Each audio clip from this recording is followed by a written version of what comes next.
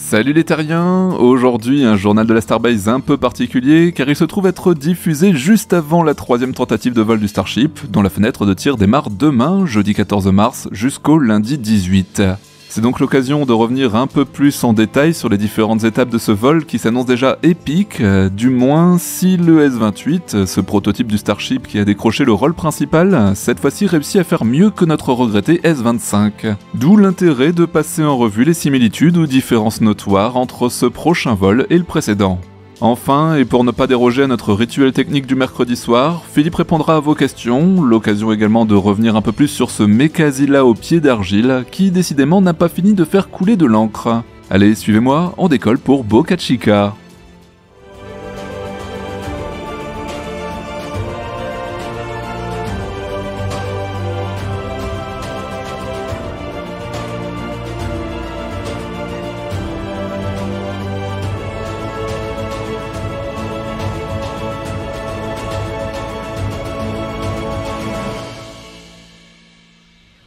Allez, on commence en douceur ce tour d'inspection avec cette photo d'un prototype. Le jeu consiste à trouver par qui, quand et où a été prise donc cette photo, et surtout de deviner quel est le numéro de série de ce prototype. Je vous laisse quelques secondes. Vous pouvez bien sûr faire pause si vous le souhaitez, ou donner votre langue au chat, et si certains d'entre vous ont une idée, eh bien marquez-le tout de suite en commentaire, mais ne trichez pas hein, de toute façon j'ai les noms.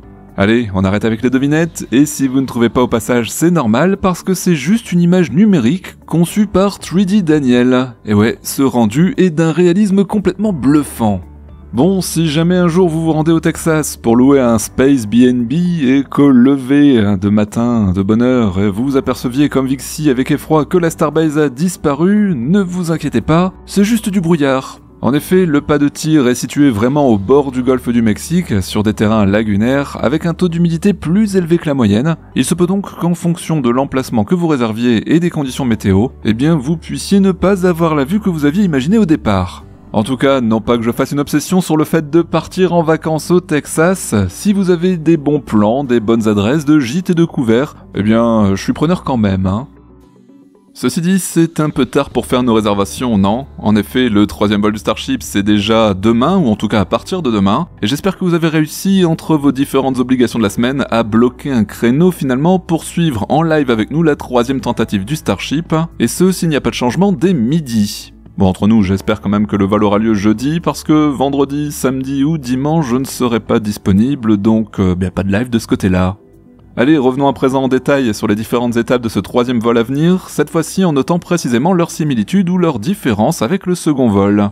Si vous nous suivez régulièrement, vous savez que les dernières modifications au sein de la ferme à Ergol ne sont pas étrangères aux gros progrès accomplis par SpaceX dans sa capacité à faire le plein de ces deux étages en un temps record. Notez que pour le prochain vol, l'entreprise affirme d'ailleurs être en capacité de remplir la totalité des réservoirs de sa fusée en, tenez-vous bien, 42 minutes seulement. Et ceci est possible dorénavant grâce aux deux circuits totalement indépendants du parc à réservoir, un pour le vaisseau et un autre indépendant pour le booster, qui peuvent débiter en parallèle et donc à plein débit sans aucune déperdition. L'intérêt principal, c'est surtout de pouvoir remplir au plus près du top décollage et donc de conserver des ergols plus froids et par conséquent plus denses dans les réservoirs juste avant le décollage. Moins de 45 minutes pour remplir les réservoirs de l'intégralité d'une fusée, cela tranche effectivement avec les 1h37 minutes nécessaires pour la même opération lors du dernier vol, et voilà donc une première et nette différence entre les deux lancements. Ensuite, et en misant sur le fait que la troisième tentative se passe bien dès le début, on devrait assister, comme pour le second vol, à plus ou moins la même chose, si ce n'est que cette fois-ci, le couple S-28-B10 devrait atteindre une vitesse transsonique, donc pour rappel, c'est la vitesse qui est juste avant le Max Q, plus rapidement que le précédent couple S-25-B9. De même, pour la séparation à chaud des deux étages, pas de changement majeur, ou en tout cas pas de modification connue à cette heure, si ce n'est peut-être les fameuses nouvelles soudures apparues sur le B10 récemment, censées sans doute consolider sa résistance lors de sa manœuvre de retournement. Le but étant d'éviter ainsi sans doute un effet marteau d'eau comme celui que nous avons pu observer lors de la seconde tentative, mais pour le reste, et à moins que SpaceX n'ait adouci la manœuvre en tant que telle, cette étape reste similaire. On en arrive maintenant à la partie la plus intéressante puisque jamais réalisée auparavant, si toutefois et sans faire de mauvais esprit, le S-28 réussit à se défaire de son premier étage sans avarie cette fois-ci, à un peu moins de 12 minutes de vol donc, et si tout se passe bien, à 11 minutes et 56 secondes précisément, viendra le premier test qui consiste à ouvrir et à fermer la porte cargo. Notez qu'il n'y aura pas de livraison Starlink, et cela paraît logique, chaque chose en son temps, les nombreux défis de ce troisième vol sont déjà bien assez corsés. Le S-28 sera donc le premier Starship avec une porte de soute non soudée et fonctionnelle, espérons-le. Ensuite, à 24 minutes et 31 secondes, nous devrions assister à quelque chose qui n'a jamais été fait encore une fois. Le prototype devrait exécuter son fameux test de transfert d'ergol interne, une procédure qui consiste à transférer de l'oxygène liquide depuis son header tank, un petit réservoir placé sous sa coiffe, jusqu'à son réservoir principal, environ 10 tonnes. Passé cette étape, le S-28 aura un peu plus d'un quart d'heure pour se reposer avant de rallumer un Raptor Vacuum, moteur qui pour rappel est optimisé pour le vide de l'espace. Un tout premier allumage dans le vide donc, après fonctionnement initial, une chose qui n'a encore jamais été tentée non plus ici aussi. Un test destiné à valider la procédure et le matériel, servant également à freiner le S-28 pour le faire retomber dans l'océan Indien. Bon, la vitesse orbitale ne sera pas tout à fait atteinte, mais l'entreprise, grâce à ce test, s'il s'avère concluant, sera en mesure de tenter une réelle orbite la prochaine fois, avec le S-29 par exemple. En revanche, si l'essai n'est pas concluant, c'est-à-dire en cas d'échec de rallumage moteur, eh bien le vaisseau retombera tout de même en pleine mer, ce qui sera un moindre mal. Bon, si tout se passe bien, 9 minutes plus tard aura lieu la rentrée atmosphérique, et si le vaisseau survit, nous assisterons à un amérissage dans l'océan Indien, et non pas au large des côtes hawaïennes comme cela a été initialement prévu pour le second vol, donc ici aussi une différence notoire.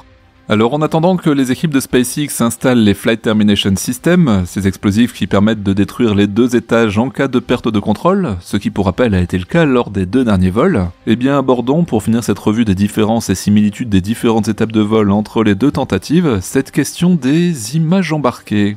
En effet, vous vous rappelez sans doute qu'en novembre dernier, nous n'avions pas été gratifiés de superbes images provenant des caméras embarquées de la fusée, le S-25 ayant sans doute perdu la connexion. Et bien notez qu'avec ces 2 rectangles renforcés, noirs de tuiles thermiques, les antennes du S-28 devraient être cette fois suffisamment protégées pour que nous puissions récolter ces fameuses images, et que l'autre entreprise d'Elon Musk, Starlink en l'occurrence, puisse nous faire profiter cette fois d'images époustouflantes en direct de la fusée, une différence de taille, on l'espère.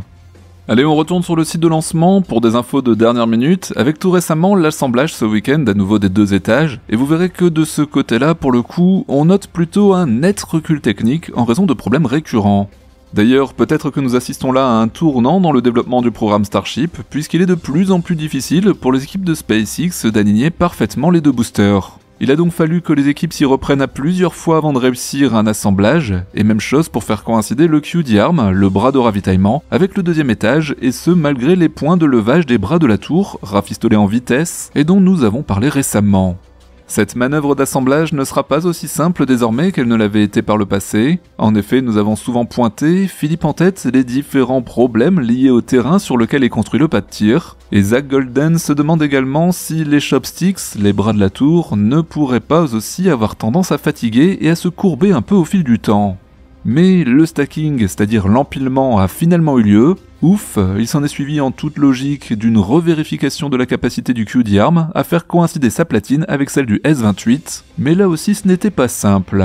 Bon, on l'a dit juste avant, en amont de ces différentes opérations, les FTS, les systèmes qui permettent de détruire les 2 étages en cas de perte de contrôle de la fusée, ont également été posés sur le S-28 et le B-10. Puis, après un assemblage laborieux et différents tests, le fameux déluge de SpaceX, essentiel pour la protection du pas de tir, a pu être éprouvé et s'est avéré être tout à fait opérationnel. Il ne manque donc plus que la validation de la FAA.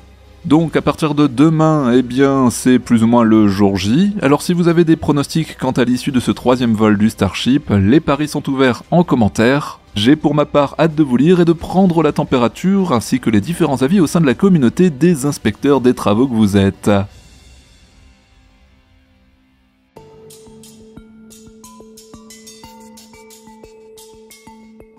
Allez, passons maintenant aux questions des abonnés et aux réponses que vous apporte chaque mercredi Philippe Ribert, avec aujourd'hui pour commencer cette rubrique, la remarque de Shin Shepard. Merci encore à toute l'équipe du journal, le contenu est toujours autant complet et clair. Eh bien, un grand merci à toi, Shin. Les technologies évoluent tellement vite qu'on pourrait imaginer dans quelques années un Starship à propulsion atomique qui augmenterait sa charge utile à condition que les moteurs ne soient pas aussi lourds que les ergols du carburant. Eh bien, pour te répondre, nous avons déjà abordé le sujet de la propulsion non chimique dans une précédente réponse, mais profitons-en pour rappeler certains points fondamentaux. La seule solution actuellement opérationnelle en ce qui concerne la propulsion spatiale pour des engins lourds et massifs, c'est la combustion chimique. Ceci ne correspond pas à un choix arbitraire, mais à une obligation imposée par les règles de la physique universelle. Et oui, dans notre univers, les équations de la mécanique générale nous montrent que pour avancer dans une direction, il faut pousser fort dans la direction opposée, ici plus précisément il faut éjecter de la matière dans la direction opposée, et c'est ce que l'on nomme couramment l'effet action-réaction. La deuxième loi fondamentale des équations que nous a laissé Newton nous dit que pour accélérer en ligne droite un objet de masse m, il faut lui appliquer une force F dont l'intensité va déterminer l'accélération obtenue, ce qui s'écrit en langage mathématique F égale m fois a, ou dit en bon français, la poussée requise pour accélérer notre engin spatial est égale au produit de sa masse par l'accélération désirée. Un gros vaisseau de masse importante, comme le Starship, va donc nécessiter une plus forte poussée qu'un vaisseau plus léger, comme une Falcon, pour une accélération identique. Profitons-en pour rappeler ici que le champ de gravitation d'une planète se comporte comme une accélération, mais qui agirait dans le mauvais sens, ce qui fait que notre fusée, en décollant du sol, va devoir fournir une première tranche d'accélération juste pour annuler celle opposée de la gravité. Vous savez, c'est le fameux Gravity Drag dont on a déjà parlé quelques fois. Cette première étape ne communique aucune vitesse à notre fusée, mais la libère simplement de son poids. L'excédent de poussée, s'il en reste bien sûr, permettra quant à lui une mise en mouvement vers le haut, pour peu que l'accélération puisse être maintenue suffisamment longtemps. Toutes ces notions se retrouvent miraculeusement réunies dans la géniale équation de Tsiolkovsky, abordée dans un épisode spécifique du Journal de l'espace le lundi, il y a quelques mois. Ça ne devrait donc plus avoir trop de mystère pour vous les terriens. Elle fait la synthèse de ces notions en permettant de calculer rapidement l'augmentation possible de la vitesse d'une fusée qui avance par effet action-réaction en éjectant une masse de gaz chaud à grande vitesse tout en s'allégeant suite à la consommation de ses ergols. Nous avons maintenant en main toutes les cartes pour bien comprendre les enjeux de la propulsion spatiale et de ses évolutions futures. Reprécisons bien ici que toutes les technologies motrices envisageables à court ou moyen terme restent basées sur ce sacro-saint et incontournable principe d'action-réaction. Il n'est en aucun cas raisonnable de rêver à des solutions du type Warp ou autre fantaisie romanesque de déformation de l'espace-temps, en tout cas ici sur le Journal de l'espace. Il y a donc la science-fiction pour rêver et la science pour nous remettre les pieds sur Terre. À chacun son domaine, et comme on le disait encore il y a 15 jours, aujourd'hui c'est encore la science qui fait voler les fusées. Ainsi, les prochaines générations de moteurs auront toujours besoin d'une masse de gaz stockée dans le réservoir. Simplement, ces gaz ne serviront plus à alimenter une combustion dont le seul rôle est de les échauffer afin de pouvoir les expulser le plus énergiquement possible. Cette fonction de réchauffage peut tout à fait être déléguée à une source d'énergie non chimique, par exemple nucléaire ou électromagnétique. In fine, la propulsion restera dans tous les cas mécaniquement due à la mise en vitesse puis à l'éjection d'une masse de gaz, indispensable matière sacrifiée sur l'autel de l'action-réaction qui elle seule permet de créer une poussée. Libéré de toute combustion chimique, il devient possible d'éjecter à peu près n'importe quoi de massif. Le recul d'un canon qui tire un obus en est un excellent exemple. Exit donc le méthane, le kérosène, l'oxygène et tous les autres couples carburant-oxydant corrosifs. La seule exigence, c'est de chasser de la matière le plus vite possible pour avancer dans la direction opposée. Des démonstrateurs technologiques existent déjà depuis plusieurs années dans le domaine de la propulsion spatiale thermique nucléaire. Ici, un gaz est chauffé par un petit réacteur à fission, puis éjecté par une traditionnelle tuyère. Le gaz utilisé reste néanmoins de l'hydrogène, mais pour une toute autre raison. Ce gaz est en effet stable à très haute température, qui peut atteindre 2700 degrés Kelvin, et est de plus un excellent caloporteur. Il va capter efficacement les calories délivrées par le réacteur, puis se détendre très fortement en se vaporisant, créant ainsi un important flux de gaz à envoyer ensuite dans la tuyère. Il sera éjecté dans le vide de l'espace sous sa forme chimique pure, c'est-à-dire non associée à d'autres atomes, pour former de complexes molécules de gaz issues d'une combustion. Et ceci n'est pas forcément un avantage dans la mesure où l'hydrogène est le corps atomique le plus léger de l'univers, et que le rejeter, même à très haute vitesse, ne fournit finalement pas une poussée énorme. La densité d'impulsion qui caractérise la force de la poussée est modeste, c'est le point faible de cette technologie. Les plus gros prototypes ont péniblement atteint une dizaine de tonnes de poussée, et rappelons que dans les moteurs fusées chimiques classiques brûlant de l'hydrogène comme le moteur RS-25 qui équipe la fusée SLS, le gaz issu de la combustion c'est bien de la vapeur d'eau, une molécule intrinsèquement plus lourde à cause de la présence de l'atome d'oxygène.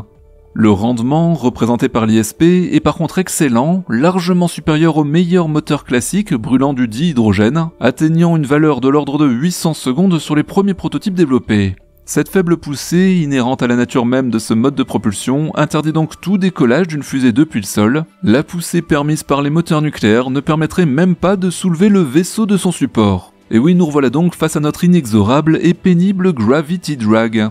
Donc installés sur les Heavy Boosters, nos moteurs chimiques Raptor ont donc encore de beaux jours devant eux. Alors est-ce la fin du rêve? Eh bien pas tout à fait, puisqu'une fois dans l'espace, ce type de motorisation se retrouve par contre dans son élément. Il n'y a en effet plus de poussée titanesque exigée pour s'arracher à une bien cruelle gravité, il lui reste un excellent rendement associé à une possibilité de longue durée de marche dans l'espace, la consommation étant raisonnable. Ce sont donc les voyages extra-orbitaux au long cours qui profiteraient le mieux à ce type de moteur. Une poussée moyenne mais maintenue dans le temps permettrait par exemple de diviser par 2 ou 3 la durée d'un voyage vers Mars, ce qui serait un sacré avantage pour l'équipage. Un Starship nucléaire serait donc techniquement envisageable à moyen terme, mais avec de profonds aménagements cependant, pas dans le but de gagner sur la charge marchande malheureusement, car il faut tenir compte du poids supplémentaire du réacteur nucléaire et de ses blindages de protection. Ayons bien à l'esprit que comme nous ne profitons plus de l'énergie chimique libérée lors de la combustion, une énergie thermique équivalente doit néanmoins être fournie par notre réacteur nucléaire. Les valeurs de puissance sont colossales sur un moteur fusée traditionnel, et pour arriver à de tels niveaux avec un propulseur nucléaire, eh bien il faudrait un réacteur digne de celle de nos centrales électriques terrestres, ce qui serait totalement intransportable. C'est donc bien à cause de cela qu'il ne sera jamais possible d'obtenir des niveaux de poussée comparables à nos Raptor V2 ou V3.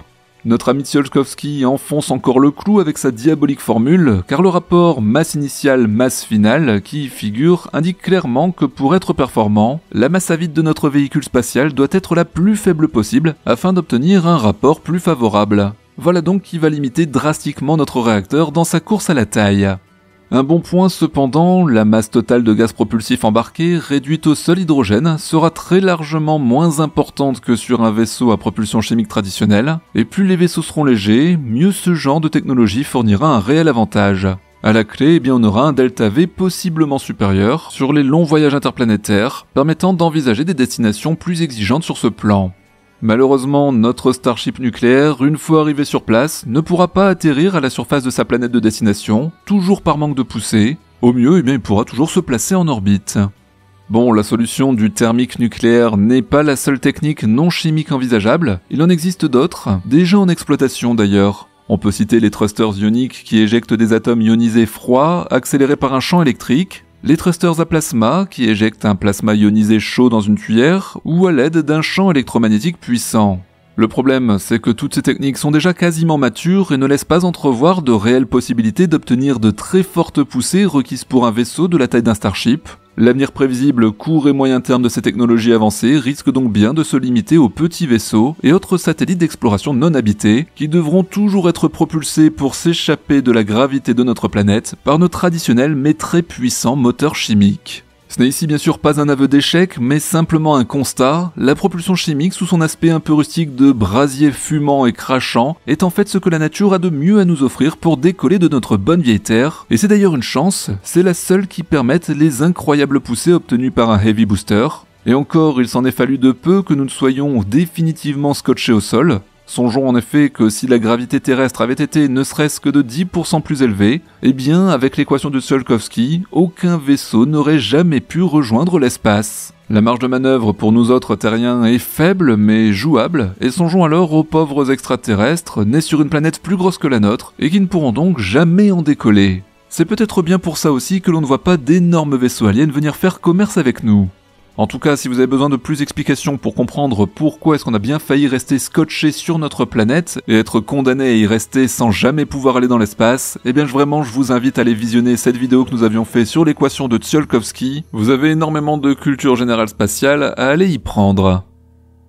Et voilà les terriens, encore un grand merci pour vos nombreuses questions en commentaire et ce tour d'inspection supplémentaire des travaux au sein de la Starbase. Pour soutenir la nouvelle chaîne et le travail de l'équipe, eh bien n'oubliez pas qu'il vous suffit de vous abonner, d'activer la cloche de notification, de surtout bien partager cette vidéo sur vos réseaux sociaux et de nous faire part de votre avis, suggestions, questions ou pronostics en commentaire, sans oublier bien évidemment de faire briller le pouce en l'air de YouTube. Pour rappel, ça nous aide beaucoup que vous regardiez cette vidéo sur cette nouvelle chaîne du journal de la Starbase et non pas le lendemain sur le journal de l'espace, la chaîne principale, si on veut pouvoir faire la transition rapidement et ne pas poster en double chaque semaine. Donc les terriens, je compte sur vous et je vous souhaite une bonne fin de semaine. On se retrouve dès vendredi pour l'actualité spatiale du journal de l'espace. À très bientôt les terriens.